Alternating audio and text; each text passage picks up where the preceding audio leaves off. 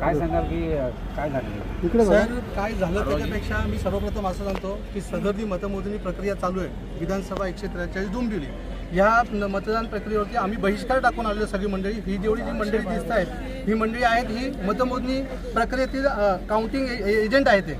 परंतु आता तिथे आम्ही निषेध केल्याचं कारण तुम्हाला सांगतो की पहिल्या राऊंडलाच टेबल नंबर 1 वरती पहिलीच मशीन आणि 17C मध्ये तफावत होती. आम्ही ऑब्जेक्शन घेतल्यानंतर त्यांनी आम्हाला उत्तर उडवाउडवीची दिली. आम्ही म्हटलं ठीक आहे, पुढची आपण काही मशीन बघू. 6व्या ते 7व्या राऊंडपर्यंत जवळपास 20 ते 25 जे नियंत्रण युनिट आहे ज्याच्यावरती आपण टोटल काउंट केली होती मताची, त्याची बॅटरी पर्सेंटेज 99 पॉईंट समथिंग आहे, 99% समजा आहे.